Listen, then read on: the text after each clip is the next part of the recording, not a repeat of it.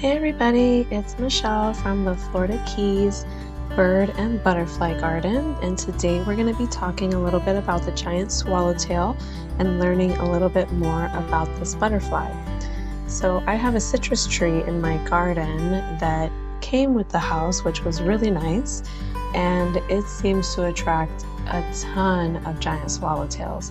This spring and summer I've seen so many, so super exciting. So I have a lot of photos of these butterflies and it's definitely one of my favorite. It's really beautiful.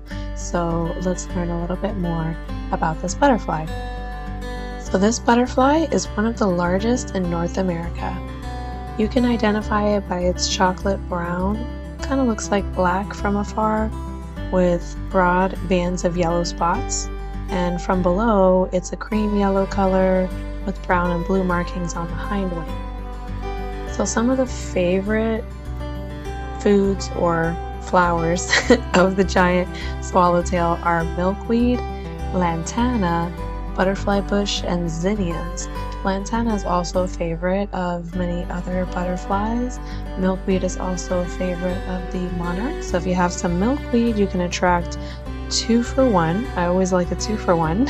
I like when I plant something that has multiple uses, so it attracts multiple different kinds of wildlife, which is always the best.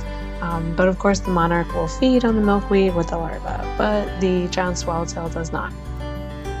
So the larva looks like a brownish yellow color with cream patches, kind of looks like a piece of bird poop. It's not a pretty one, it looks kind of nasty, but that's what it looks like. And the larval host plants for the giant swallowtail are any type of citrus, lemon, orange, grapefruit, kumquat, key lime, wild lime, any type of citrus, Hercules club, or wafer ash. This butterfly ranges all over Florida, so you can find it just about anywhere, and also much of the eastern United States, and is less common in the southwest or southern California. You're not going to find it as much over there. It typically stays close to wooded areas and close to the ground, which is true. I do see it, a lot in my yard. I see this butterfly. So their habitat includes woodlands, pastures, forest edges, orange groves, and of course, your local backyards. It's going to do its brood in late February and into November in northern parts of Florida, and it will brood year-round in southern Florida, and its abundance is occasional.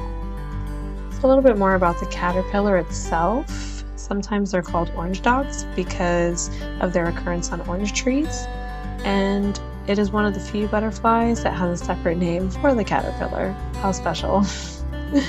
The young caterpillars, like I said, look a lot like a wet bird poop, and older caterpillars look like a dry bird, lizard, or some other type of critter poop, which is, it can make them a little bit harder to see than other caterpillars. I've been trying to find them on my big citrus tree, and they've been really hard to find, even though I know that a ton of eggs have been laid because I've seen it. I've seen them laying eggs on there. So, and of course, one of the best reasons to look like a piece of poop is the fact that other animals and predators will not want to eat the bird poop. So if that's what it thinks it is, then it can kind of go undetected, unlike some of the other really pretty bright colored butterflies. So before pupating, the caterpillar will empty its digestive tract. Oh my gosh, all of this talk about poop.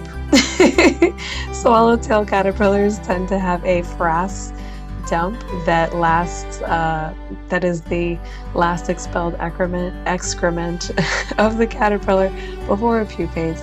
It's some kind of like runny pudding texture. Oh, it's so gross. Yeah, let's move on.